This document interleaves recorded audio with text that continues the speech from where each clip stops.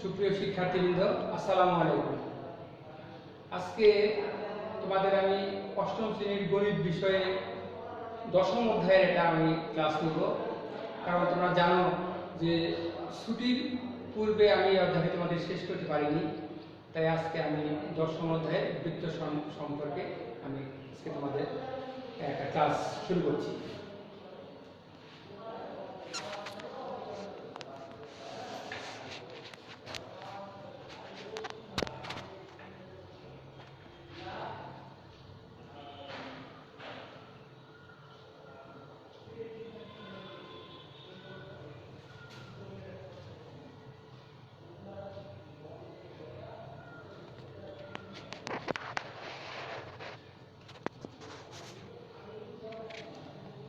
আমরা প্রথমে কয়েকটি চিত্র দেখি। এটির আকার বা শেপ সম্পর্কে আমরা কি দেখতে পাচ্ছি? এটি তোমরা অবশ্যই জানো, এটি আকারটা অবশ্যই বৃত্তাকার। তোমাদের জন্মদিন পালিত হয়, এটা জন্মদিনের কেক, যার আকারটাও এটা গোলাকার। এটা গৃহস্থালী সামগ্রী, এটিও আকৃতি গোলাকার।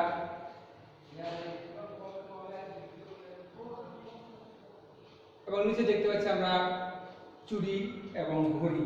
ঘড়ির যে সাদা অংশটুকু তার শেপটাও গোলাকার। তাহলে প্রত্যেক বস্তুই বৃত্তাকার, যে নির্দিষ্ট এলাকা আছে। আসলে আমরা মূলত জানতে চাচ্ছি নির্দিষ্ট এলাকার যে ক্ষেত্রফল সেই সম্পর্কে আমরা আজকে জানতে চাইব। তো এটি আমাদের দেশের জাতীয় পতাকা। তো এই জাতীয় পতাকাতে কয়টি রং আছে? আমরা সবাই জানি জাতীয় পতাকার দুটি রং আছে। হ্যাঁ, তো আমাদের এই জাতীয় পতাকাতে কি কি কাপড় লাগে? আমরা অবশ্যই বলবো লাল এবং সবুজ। যদি বলি এই সবুজ কাপড় কতটুকু লাগবে, যেহেতু সবুজ অংশটুকু হচ্ছে এটা আয়তাকার শেপ আছে, আয়তাকার আকৃতি আছে, তাহলে তোমরা অবশ্যই বলবে এটি দৈর্ঘ্য প্রস্থ গুণফল করলে আমরা এর কাপড়ের ইয়েটা বলতে পারি। এবার লক্ষ্য করো যে আমাদের মাঝখানে যে লাল বৃত্তটি আছে এটিতে কতটুকু কাপড় লাগবে, এটা জানতে হলে অবশ্যই আমাদের ওই এলাকার কতটুকু জুড়ে আছে সে সম্পর্কে আমাদের ধারণা নিতে হবে। তোমরা লক্ষ্য করো, তোমরা যারা ছাত্ররা যারা আসো, তোমরা যারা দূর থেকে সাইকেলে আসো স্কুলে, এটি একটি সাইকেলের চাকা, এর আকৃতিটাও কিন্তু বৃত্তাকার বা গোলাকার। লক্ষ্য করো যে গোলাপি যে অংশটুকু এটি হচ্ছে এই বৃত্তটির কি ভিতরের অংশ বা ভিতরের এলাকা। এবারে আমরা একটু জেনে নেই যে বাইরে যে কালো অংশ এটি হচ্ছে মূলত বৃত্তের পরিধি। আর এই সম্পর্কে আমরা আরো ডিটেইলস জানবো। আর ভিতরের অংশটা হচ্ছে বৃত্তক্ষেত্র। তাহলে এই যে চাকাটির আকারটা কেমন এবং কালো অংশকে কি বলে, গোলাপি অংশকে কি বলে, তোমরা অবশ্যই এটা জানবে, যেটা আমরা কি স্লাইডের মাধ্যমে প্রদর্শিত হয়েছে। এবারে আমরা আমাদের আসলে আজকের পাঠের বিষয়ে তোমরা অবশ্যই বুঝে ফেলেছ যে আমরা বৃত্ত ক্ষেত্রের ক্ষেত্রফল কিভাবে নির্ণয় করবো। তাহলে বৃত্তের ক্ষেত্রে যে ক্ষেত্রফল নির্ণয় সেই বিষয়গুলোই আজকে আমরা আলোচনা করব। আমরা একটা বৃত্ত আঁকি, এটি হচ্ছে একটা বৃত্তের ব্যাসার্ধ। এই ব্যাসার্ধ নিয়ে আমরা একটি বৃত্ত আঁকলাম। লক্ষ্য করো, তো এটি একটি বৃত্ত। এবার এই যে বৃত্তের যে বক্রাকার অংশটুকু, মানে বৃত্তের যে দৈর্ঘ্যটা, এই দৈর্ঘ্যটাই হচ্ছে কি বৃত্তের পরিধি। এটা হচ্ছে বৃত্তের পরিধি। এরপর এই যে মাঝে যে লাল অংশটুকু আছে এটাকে আমরা কি বলবো?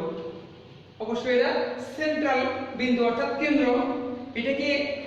এটিকে কেন্দ্র করে কিন্তু পুরো বৃত্তটা কি অঙ্কিত হয়েছে। তাহলে এটা অবশ্যই বৃত্তের কেন্দ্র। এরপর আমরা যদি এই কেন্দ্র বরাবর যে রেখাটা, এটাকে আমরা কি বলবো? কেন্দ্র বরাবর রেখা আসলে এটা বৃত্তের দুটি বিন্দুকে ছেদ করেছে। আমরা জানি বৃত্তের যে কোনো দুটো বিন্দুকে যখন ছেদ করবে সেটি একটি জ্যা। কিন্তু কেন্দ্র বরাবর যে রেখা, একে আমরা জ্যাও বলতে পারি, তবে আমরা এটাকে অবশ্যই ব্যাস বলবো, কারণ বৃত্তের অসংখ্য জ্যা হয় কিন্তু এই ব্যাসটাই হচ্ছে বৃহত্তম জ্যা। তো আমরা মূলত এটা জানবো যে কেন্দ্র বরাবর যে রেখাটা সবচেয়ে বৃহৎ যে জ্যা, ওটি হচ্ছে বৃত্তের ব্যাস। এবার আমরা দেখি, তাহলে এটা হচ্ছে বৃত্তের ব্যাস। এরপর বৃত্তের কেন্দ্র থেকে পরিধি পর্যন্ত আরো একটি রেখা আমরা দেখতে পাচ্ছি। এটি কি? এটি আসলে এটি হচ্ছে বৃত্তের ব্যাসার্ধ। সাধারণত ব্যাসার্ধকে আমরা আর দ্বারা কিন্তু প্রকাশ করি। এটি হচ্ছে বৃত্তের ব্যাসার্ধ। এরপরে যে সর্বশেষ যে রেখাটি বৃত্তের দুটা বিন্দুকে ছেদ করেছে, এটি হচ্ছে বৃত্তের জ্যা। তোমরা জানবে যে বৃত্তের ব্যাসও যেটা জ্যা, কারণ ব্যাসও দুইটা বিন্দুকে স্পর্শ করেছে, ছেদ করেছে। এই জন্য আমরা এটাকে বলি, যেহেতু এটা সবচেয়ে বৃহত্তম জ্যা, এই জন্য এর নাম হচ্ছে ব্যাস। এই জন্য আমরা বলতে পারি প্রত্যেক ব্যাসই আমরা জ্যা বলতে পারি, কিন্তু প্রত্যেক জ্যা ব্যাস নয়।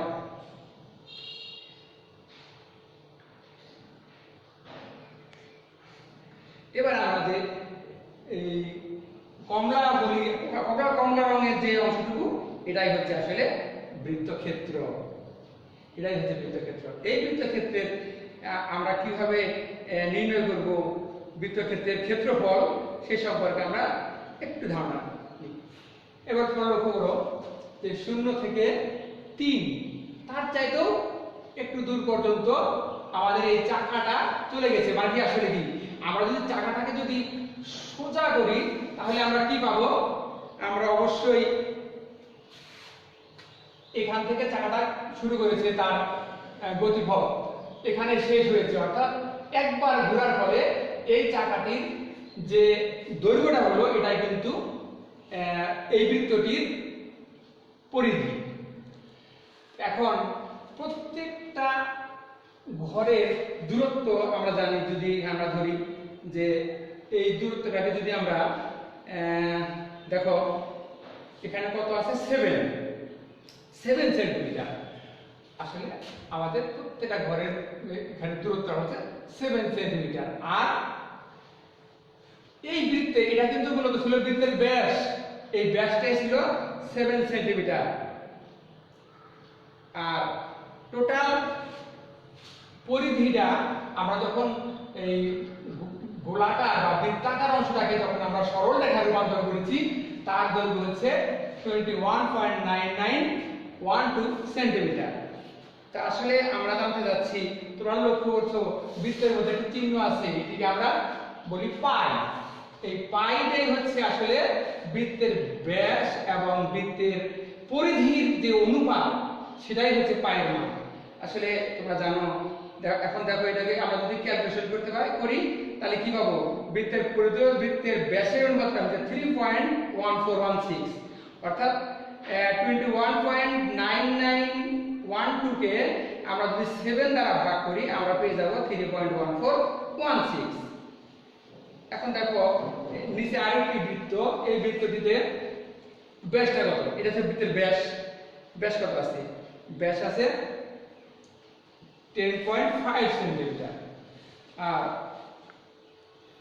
লক্ষ্য করো এখানে বৃত্তের পরিধিটা, অর্থাৎ এখান থেকে শুরু করে টোটাল পরিধিটা হচ্ছে কত? 32.9868 তাকে যদি আমরা যদি এই ব্যাস দ্বারা ভাগ করি আমরা অবশ্যই ওই 3.1416 পেয়ে যাব। আসলে এই পায়ের মানটাই হচ্ছে 3.1416। এখন আমরা যখন বৃত্তের ক্ষেত্রফল নির্ণয় করব, ক্ষেত্রফল নির্ণয়ের আগে আমরা অবশ্যই একটা ভিডিও দেখে নিব যে বৃত্তটাকে আমরা যদি আয়তাকার শেপে আনতে চাই, তার জন্য এই তোমার ভিডিওটা আমাদেরকে অনেকটাই কাজে আসবে। এবার লক্ষ্য করো, একটি ভিডিও আমরা দেখি।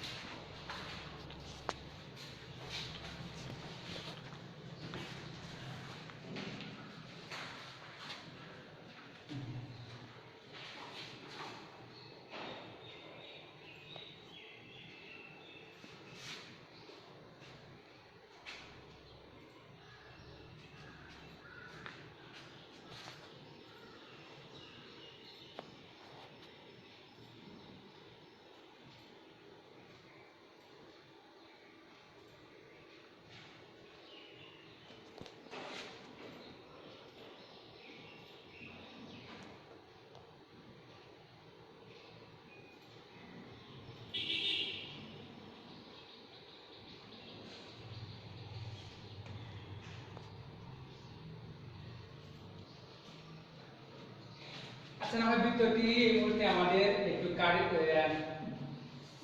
যান্ত্রিক ত্রুটির কারণে আমরা প্রদর্শিত করা গেল না, তো আমরা পুনরায় স্লাইডে ফিরে যাই।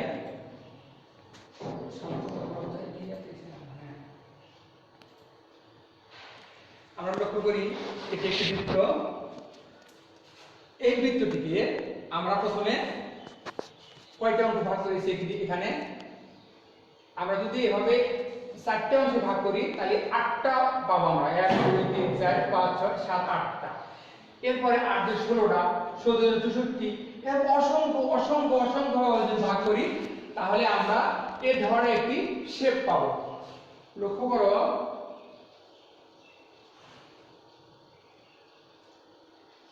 এটি হচ্ছে আয়তক্ষেত্রের প্রস্থ, যা আমাদের বৃত্তের ব্যাসার্ধ।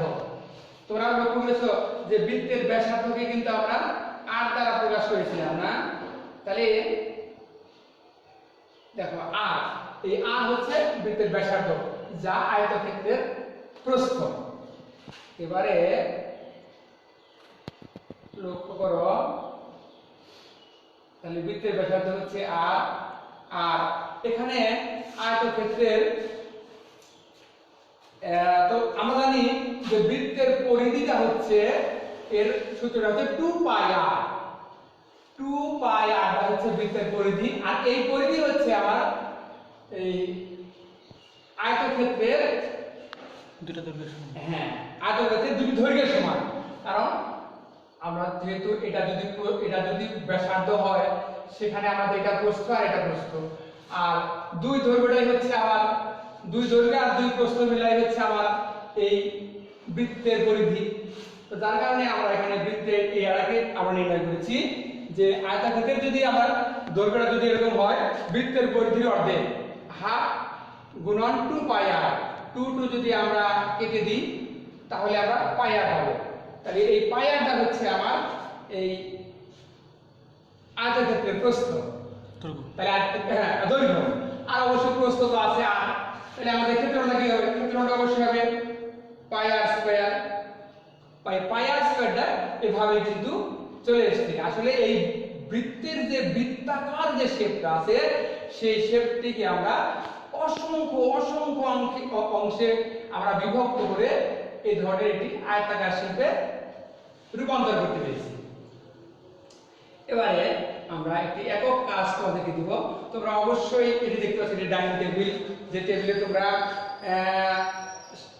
দিনের 3 বারের খাবার দাবার সাথে ডাইনিং টেবিলে খেয়ে থাকি। তো এই ডাইনিং টেবিল যদি আকারটা যদি এরকম বৃত্তাকার শেপে হয়, তাহলে এই বৃত্তাকার শেপের অর্থাৎ যে বৃত্তাকার যে ডাইনিং টেবিলটা আছে তার ব্যাস দেওয়া আছে 10 সেন্টিমিটার। এখন তোমাকে যদি বলা হয় এই তোমার আয়তাকার এই বৃত্তাকার যে টেবিল যদি আছে তার উপরিভাগের ক্ষেত্রফলটা কত হবে। এবার লক্ষ্য করো, আমরা যদি এটিকে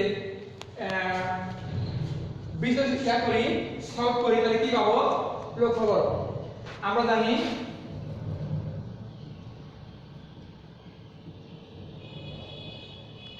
জানি বৃত্তের ক্ষেত্রফল সমান পাই আর স্কয়ার বর্গ একক। যেহেতু এখানে সেমি দেওয়া আছে, আমরা অবশ্যই বলবো বর্গ সেমি। পায়ের মান তোমরা জানো 3.1416 গুণন, আর এখানে কিন্তু ব্যাস দেওয়া আছে 10 সেন্টিমিটার। তো যেহেতু ব্যাস 10 সেন্টিমিটার, লক্ষ্য করো ব্যাস মানে 2r, ব্যাস হচ্ছে 2r, 2r সমান হচ্ছে 10 সেন্টিমিটার। তাহলে r কত হবে? 10/2 5 সেন্টিমিটার। তাহলে আমরা এখানে 5 সেন্টিমিটার বসালাম, স্কয়ার আছে স্কয়ার দিলাম। তাহলে 3.1416 * 25। আর যদি ক্যালকুলেটরে আমরা গুণ করি, যে চিত্রটা ফিগারটা আসবে আমরা সেটা বসাবো। আশা করি তোমরা এটা বাসায় এই গুণটা করে নিতে পারবে। আমরা নেক্সট স্লাইডে যাই। এটিকে তোমরা কি বলবো? অবশ্যই এটি একটি কি প্লেট। এই প্লেটের কিন্তু এটা গোলাকার এবং বৃত্তাকার শেপ। যে সাদা অংশ এটি এখানে লক্ষ্য করবে, তোমরা এখানে লক্ষ্য করবা, এখানে দুটি বৃত্ত আমরা দেখতে পাচ্ছি। একটা বৃত্ত হচ্ছে এই সাদা অংশের একটা ছোট বৃত্ত, আর এটা হচ্ছে যে বাইরের যে অংশটা, এই সম্পূর্ণ মিলাটে আরেকটি এর বাইরে একটি বড় বৃত্ত আছে। তো এই দুটি বৃত্তের এখন তোমাদের যদি বলা হয় যে যদি এখানে r সমান 5 সেমি হয়, তাহলে আমরা এভাবে এর সলভ করতে পারবো। এই যে আমরা এখানে বৃত্তের দেখালাম পায়ের মান 3.1416, আর এখানে ছোট অংশের মানে ব্যাসার্ধ হচ্ছে r মানে 5। তাহলে এভাবে আমরা সমাধান করতে পারবো।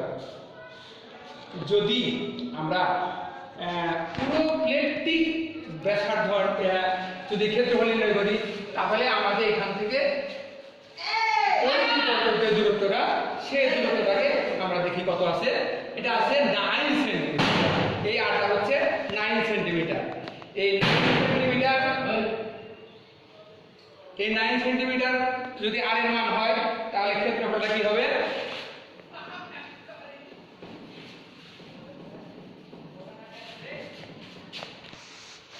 লক্ষ্য করো যে প্লেটের ক্ষেত্রফল, প্লেটের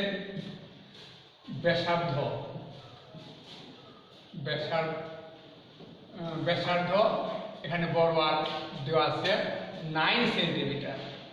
তাহলে প্লেটের ক্ষেত্রফল হবে পাই আর স্কয়ার বর্গ সেমি। স্কয়ার সেমি আমি লিখতে পারি। তাহলে 3.1416, এখানে r মানে 9 স্কয়ার, 3.1416 * 81 বর্গ সেমি। এভাবে আমরা এর ক্ষেত্রফল নির্ণয় করতে পারি। সুপ্রিয় শিক্ষার্থীবৃন্দ, তো যদি বলি এখানে এই যে দুটি বৃত্ত আছে, আমি কিন্তু ক্ষেত্রফল বের করেছি। খালি ক্ষেত্রফল, এখন তোমার যদি বলা হয় বৃত্তদের ব্যাস কত, তুমি কি বলবা? ক নাম্বারে আমরা দেখি ক নাম্বারে বৃত্তের ব্যাস কত হতে পারে। ক নাম্বারে বৃত্তদ্বয়ের ব্যাস চাইছে। তাহলে ছোট বৃত্তাংশের মানে বৃত্তের ব্যাসটা হচ্ছে সাদা অংশ, যদি আমরা বলি সাদা অংশের ব্যাস মানে 2r, 2 * 5। এটা কিন্তু অবশ্যই সেমি হবে, কারণ এটি একটি দৈর্ঘ্য 10 সেমি। এখন যদি বলি তোমার বড় বৃত্তটির ব্যাস কত, তাহলে অবশ্যই বড় বৃত্তের ব্যাস 2r, 2 into 9 18 সেন্টিমিটার। এভাবে তুমি করতে পারো।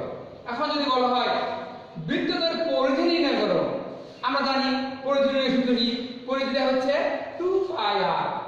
তো প্রথম বৃত্তের যদি আমরা এভাবে করি, সাদা যে বৃত্তটা আছে মানে ছোট বৃত্তের পরিধি যদি করি আমরা, পরিধি আমরা শুধু জানি যে সাদা বৃত্তের